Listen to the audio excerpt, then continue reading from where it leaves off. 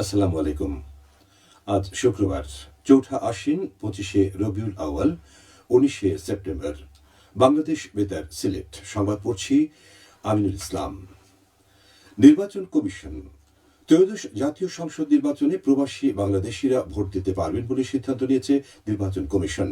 নির্বাচন কমিশন সূত্রে বলা হয়েছে, আগামী অক্টোবর মাসের মাঝামাঝি থেকে প্রবাসী বাংলাদেশিরা ভোটার নিবন্ধন শুরু হবে। পৃথিবীর যে কোনো স্থান থেকে প্রবাসী বাংলাদেশিরা যাদের জাতীয় পরিচয়পত্র রয়েছে তারা নিবন্ধন করতে পারবেন।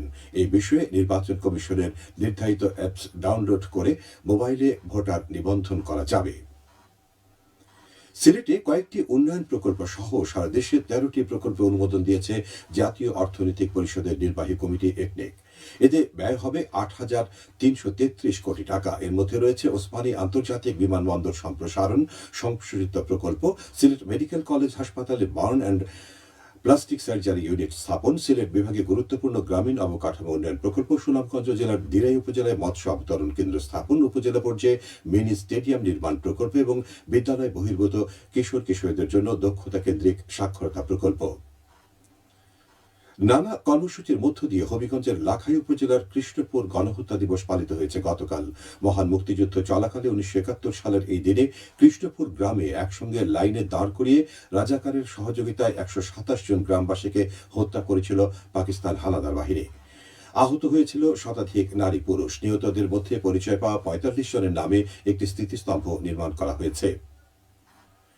বিশ্ব সর্পদংশন সচেতনতা দিবস আজ। সর্পদংশন বিষয়ে সচেতনতা সৃষ্টির লক্ষ্যে দিবসটি পালিত হয়। বিশ্ব স্বাস্থ্য সংস্থা সাপের দংশনকে মারাত্মক স্বাস্থ্য সমস্যা হিসেবে চিহ্নিত করে বিশ্বব্যাপী এই দিবসটি পালনের আহ্বান জানায়। এ উপলক্ষে বিভিন্ন স্থানে পালিত হবে নানা কর্মসূচি।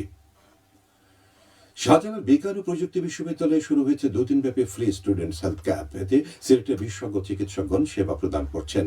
গতকাল সকালে সামাজিক বিজ্ঞান ভবনে উদ্বোধনী অনুষ্ঠানে উপস্থিত ছিলেন উপ উপাচার্য অধ্যাপক ডক্টর সাজিদুল করিম ও কোষাধ্যক্ষ অধ্যাপক ডক্টর ইসমাইল হোসেন। স্বাস্থ্য ক্যাম্পে সাধারণ স্বাস্থ্য পরীক্ষা, ব্লাড প্রেশার, সুগার টেস্ট, বিশেষজ্ঞ চিকিৎসকদের কনসালটেশন, নিউট্রিশনিস্ট, মানসিক স্বাস্থ্য সচেতনতা সেবা এবং প্রাথমিক ঔষধ সরবরাহ করা হচ্ছে। স্টুডেন্টস এইড স্ট্যাটাস এই ক্যাম্পের আয়োজন করেছে। নবম শ্রেণী ও সমমানের শিক্ষার্থীরা আবারও রেজিস্ট্রেশনের সুযোগ পাচ্ছে। ২০২৪-২৫ শিক্ষাবর্ষে রেজিস্ট্রেশন থেকে বাদ পড়া শিক্ষার্থীরা অনলাইনে ইলেকট্রনিক স্টুডেন্ট ইনফরমেশন ফর্ম পূরণের সুযোগ পাবে। আগামী ২১ সেপ্টেম্বর থেকে ১৩ অক্টোবর পর্যন্ত অনলাইনে রেজিস্ট্রেশন করা যাবে।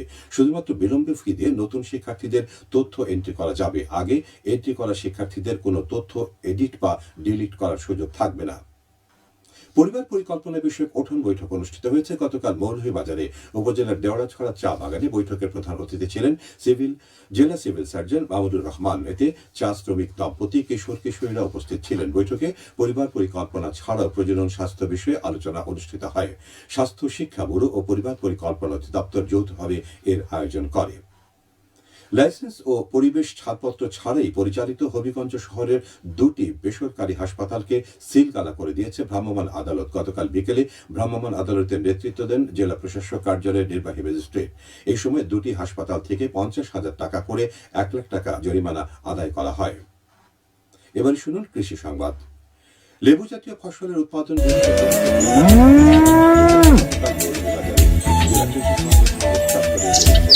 জেলা প্রশাসক মোহাম্মদ ইসরাইল হোসেন। কর্মশালায় ১২টি ইউনিয়ন ও একটি পৌরসভার ৮৮ জন কৃষক কৃষানি অংশ নেন। কৃষি সম্প্রসারণ অধিদপ্তর এর আয়োজন করে। সবশেষে আবহাওয়া। আজ বেলা ১টা পর্যন্ত পূর্বাভাসে বলা হয়েছে, সিলেট সহ পার্শ্ববর্তী এলাকার জন্য কোনো সতর্কবাণী নেই এবং কোনো সংকেত দেখাতে হবে না। আজ সিলেটে সূর্যোদয় হয়েছে ৫টা ৪০ এবং সূর্য অস্ত যাবে সন্ধে ৫টা ৫২। সংবাদ শেষ হলো। পরবর্তী স্থানীয় সংবাদ প্রচারিত হবে দুপুর ১টা ৫।